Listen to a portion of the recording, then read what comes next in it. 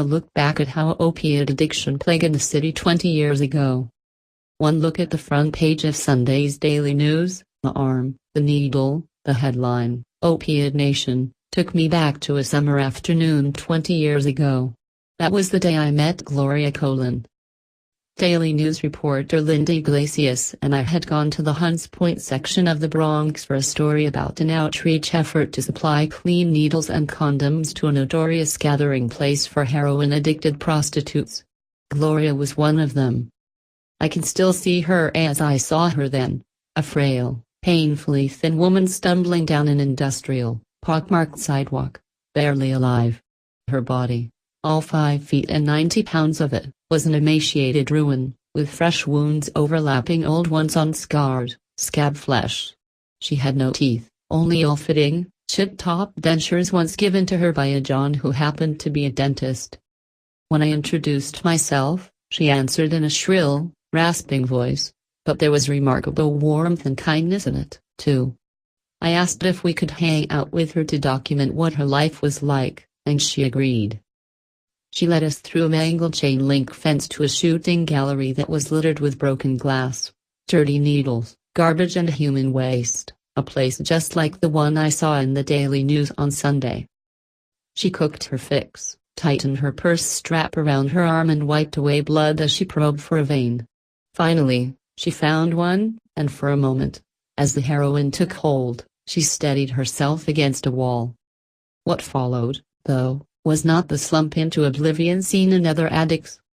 It was an explosion of rage, at her need to smoke crack just to jolt herself awake, at her need to prostitute herself to support her 10-bag-a-day habit.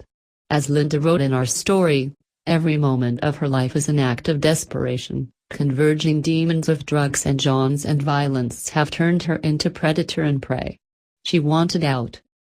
Gloria's story ran on the front page of Sunday, July 27, 1997.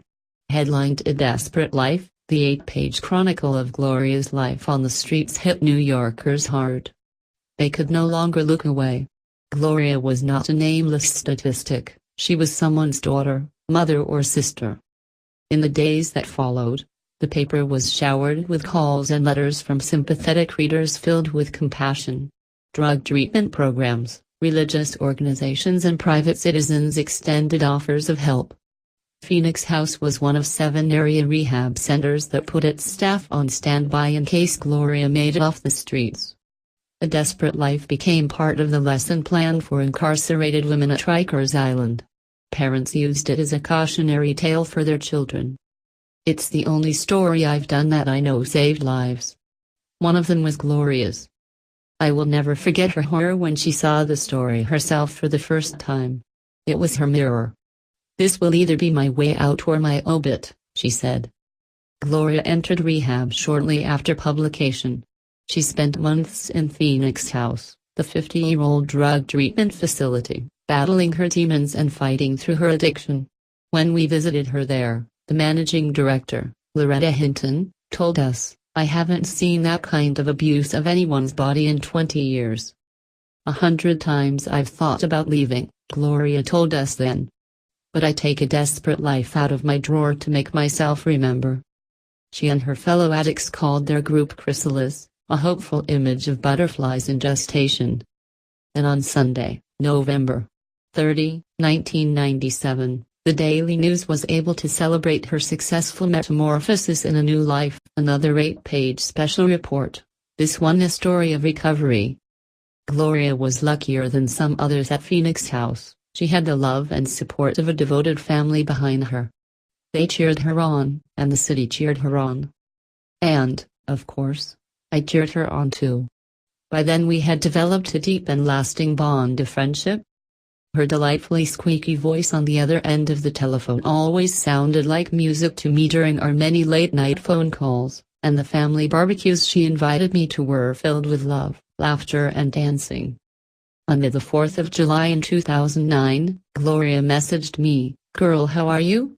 We have to talk, and by the way, I am still clean and sober.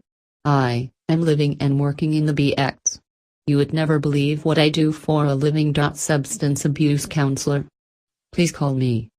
Gloria died on January 9, 2015, 5 days after her 51st birthday.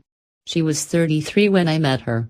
During those 18 additional years that her body allowed her to live, she gave others the courage to save themselves from addiction. And she got the chance to raise her beautiful daughter, who had been taken from her as a 1-year-old. "Now I'm really doing the most desperate thing," she said once. "Living. I feel privileged to have known her. I will miss her dearly." Susan Watts has been an award-winning photojournalist in New York City for more than 20 years.